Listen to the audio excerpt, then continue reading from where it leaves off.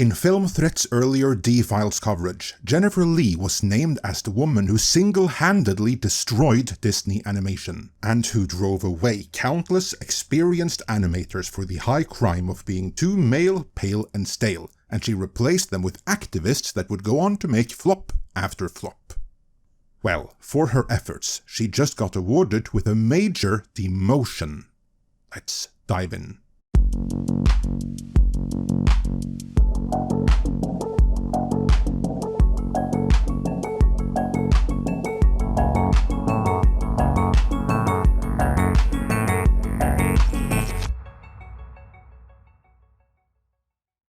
This video is sponsored by Surfshark.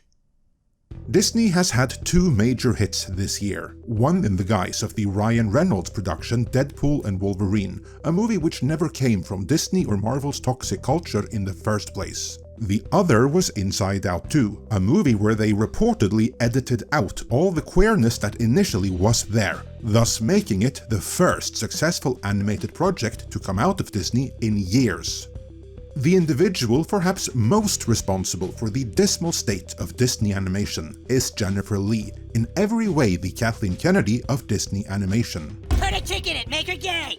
But in the aftermath of the success of Inside Out 2, Iger must have realized that what Jennifer Lee was doing was killing the company. They're slow learners, but disaster after disaster is a persistent teacher, so Disney appears to finally have learned some lessons from that, and Jennifer Lee is paying the price. If you don't know the name already, don't worry, we're about to go on a deep dive here. While we do that, Disney will keep learning those lessons though, as they just dropped Agatha All Along, another series which is only made for the smallest minority within a minority of minority audiences. So it is likely to underperform as well, causing ever more Disney Plus cancellations in the process. Now, we don't recommend anyone cancelling anything, of course, and we certainly don't condone anyone taking to the high seas to get their fix on programming you might miss out on if you do. To say nothing of all the spyware, malware and other assorted tracking software you'd run the additional risk of being subjected to, even beyond your normal browsing. There's a fix though. To protect yourself, you need to protect your data, and a good way of doing that is through a VPN, such as the one delivered by this channel's sponsor, Surfshark. A VPN, or Virtual Private Network, is a privacy protection tool which encrypts your online data and secures your personal information, even when you're on a free public Wi-Fi, which is a goldmine for anyone wanting your data. Surfshark masks your IP address so that your location, download history and other data isn't linked to your personal ID, while their clean web feature blocks trackers, malware and phishing attempts, enabling you to surf safely. Best of all, unlike some other VPN providers out there, Surfshark does not monitor, track or store what you do online. There's no activity log.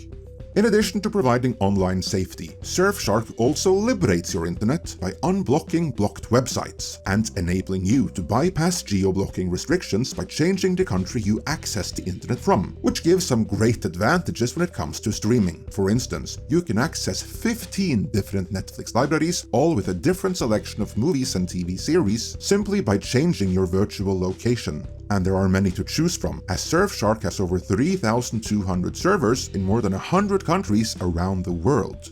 That's pretty good, but it gets even better. If you type in the code MIDNIGHT when ordering, that triggers an exclusive special offer of 4 extra months for free. So, secure your privacy with Surfshark, just head on over to surfshark.com/midnight to order. Link is in the description. Surfshark also offers a 30-day money-back guarantee, so there's no risk in trying it out. Thanks to Surfshark for sponsoring this video, and with that, let's shift our focus to the humiliation of Jennifer Lee.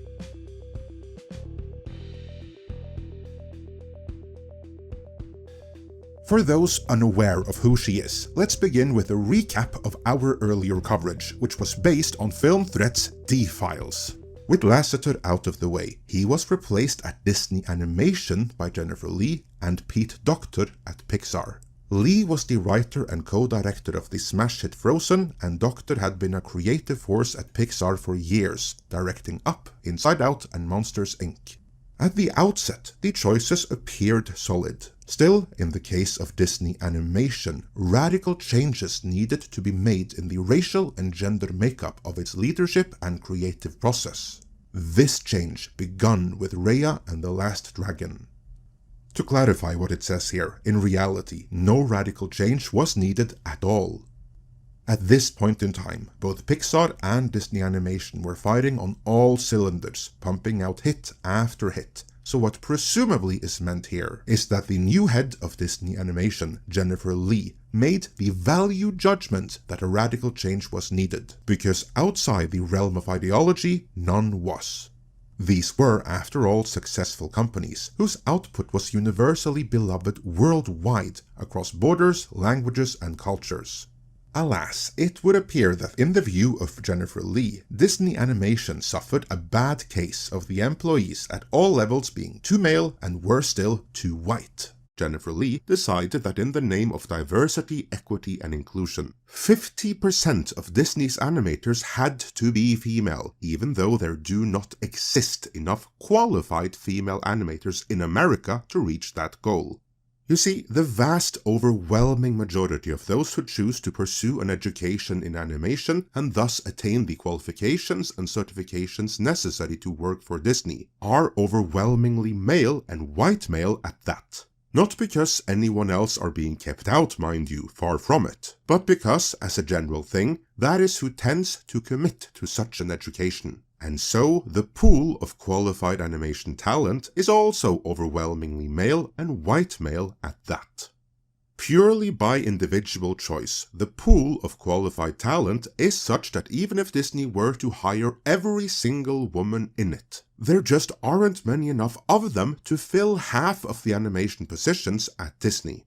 And so, in order to meet that arbitrary goal of 50% female representation among animators, even though not enough women are interested in acquiring the necessary qualifications that it even can be reached, Disney did what DEI doctrine requires them to do. That is, they threw the qualification requirements for women out the window and started recruiting complete and total amateurs from the likes of social media outlets like Tumblr and Reddit.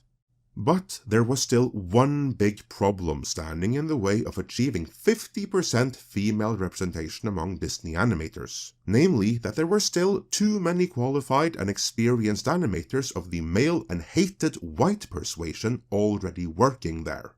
In the name of diversity, equity, and inclusion, they just had to go, and that brings us to the meat of this article. Disney could not reach 50-50 male-female equity without clearing out the old white guys.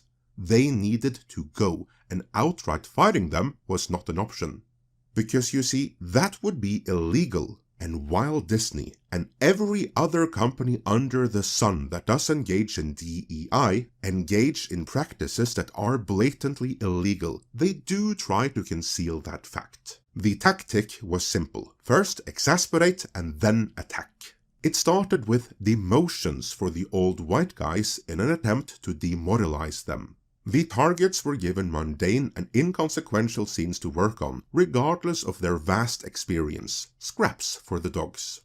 Second, if they questioned or complained about their assignment, they were given impossible scenes to work on in an impossible amount of time. When the work was turned in, the new emboldened recruits harshly criticized their work to the point of humiliation. The goal was to make life so miserable that they'd quit or be forced to fall in line with a new normal. If that didn't work, something worse was waiting in the wings. Mostly, and sadly, the tactics worked. The effort to remove or control the old white guys was effective, and the activists began to hunker down. As the young millennial and Gen Z artist activists began filling quickly vacated positions, their behavior was emboldened. These recruits had an advocate in the organization Women in Animation. At this point, Women in Animation was becoming a powerful player in animation. Their leadership was filling prominent executive positions at all the major studios as well as within the Animation Guild. Being the resource that they were, the female recruits had access to lectures on gender and social issues on the Women in Animation website. These lectures included how to handle situations where you feel uncomfortable at the studio, discussions on how to be heard at staff meetings, seen at creative meetings, and how to rise through the ranks of leadership quickly. In short, everything you needed to have a successful career without animation entering the conversation, which is ironic as A in Women in Animation stands for animation. The toxicity of the Tumblr and Reddit forums now invaded all corners of Disney animation. These new activist recruits were being groomed to be office bullies.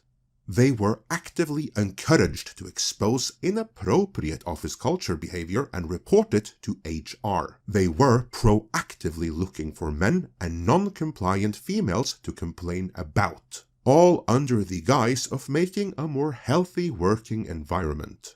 Spies were everywhere in the office, and you didn't know who was listening to your conversation or where they were lurking.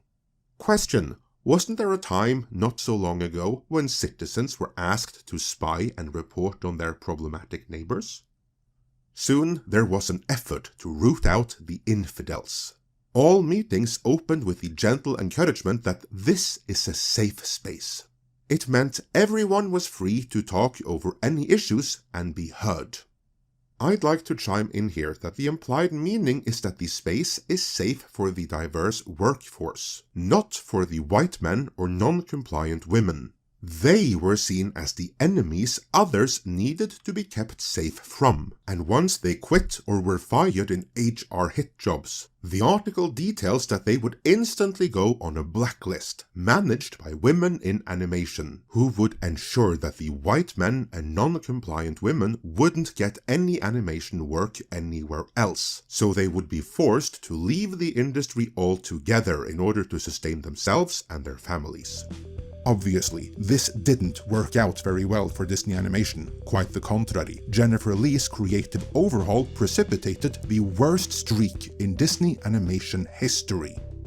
Let's now turn to current events and see how she has been awarded in the aftermath of the success of Inside Out 2, a movie which very likely only was a hit because Disney de-wokified it prior to release.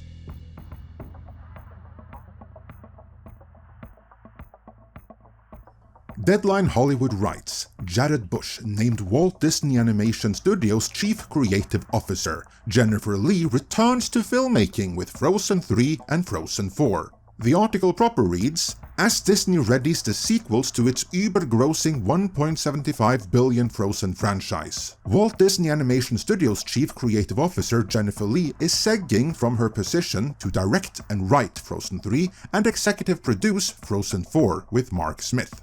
Effective immediately, Oscar-winning Encanto filmmaker Jared Bush has been named CCO of Walt Disney Animation Studios, reporting to Disney Entertainment co-chairman Alan Bergman. Frozen 3 is dated for November 24, 2027. Lee has served as CCO for the division since 2018. 30-year Disney veteran and Oscar-winning producer Clark Spencer continues as president, Walt Disney Animation Studios. In other words, she returns to her previous position as director. As impressive as that may be in its own right, that is still her career regressing. She is quoted with saying, I am so grateful to Bob and Alan for supporting my decision to return to filmmaking full-time. No, that wasn't her decision. This is what we call spin. What she's actually saying is, I'm so grateful they are not sacking me outright and allowing me the opportunity to remain on Disney payroll, as no one else on the planet would have me. And indeed, why would anyone else hire her? She may have done alright as director years ago, but as studio head, she completely wrecked all things animation within Disney. That is her recent track record. Her statement continues, every day working with them is a masterclass in creativity, business, community, and integrity. Oh wow, that's some gaslighting right there. I've always believed in Jared's incredible talent and can't wait to see, with his passion and dedication to animation, what he brings to the CCO role. and so we are clear about that. Jared, who was her employee, will now become her new boss. Her statement continues. For me, getting to collaborate with this studio for artists, animators and storytellers is such a privilege, and I look forward to all we will create together. As we're about to see, there's something slightly ominous about that, but for now, she's a director again. Now listen to what Jared will do, which is what she used to do. As CCO, the decade Disney vet Bush will steer the creative output of Disney animation across films, series, and associated projects. As for his qualifications, the article concludes, Bush wrote and directed Encanto and served as EP on Raya and the Last Dragon. He was also co-director and co-writer on 2016's Oscar-winning Zootopia, writer of the original Oscar-nominated hit Moana, and received an Emmy Award for Zootopia Plus. That is all good and well, but is merely demotingly enough.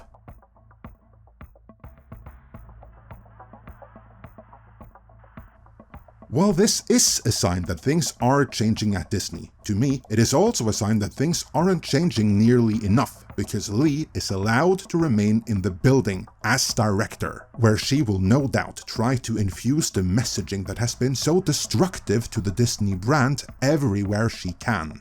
And she's going to have plenty of allies, as those more than 50% of female animators of questionable qualifications remain in the building. See, this is what I think is so ominous, with her talking about all of the projects that we will create together. I think her new boss, Jared Bush, is going to have a tough time managing the Disney animation that he inherited from Lee.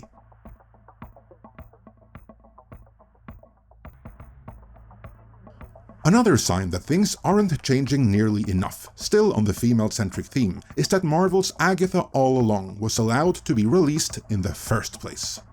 Such a project would have been fine if the MCU still had been in a healthy state. Then there would have been room to experiment and for an isolated project like this. As it stands, however, Agatha is indicative of the rule, not the exception, and the MCU is in the ICU because of it. The only thing that shocked some level of life back into it was Deadpool and Wolverine. As we always warn though, that movie was a fluke, a one-off, and not any sign of any new direction, as it indeed was followed by Agatha, a series that excludes the vast majority of audiences worldwide. But on the plus side, its very, very small target audience really loves it though. I have to say, considering that witchcraft is a form of paganism, that did occur to me while I was watching it. I'm surprised how appealing the show makes it seem. They're like, hey, you want to join a coven? And I'm like, now I'm not sure, maybe I do. Just like for fun. But I think that's pretty crazy. I hope that's not a problem for this show. After the Acolyte's lesbian space witches, Marvel's lesbian witches encourages paganism, occultism, and witchcraft. Yeah, that's gonna go down real well.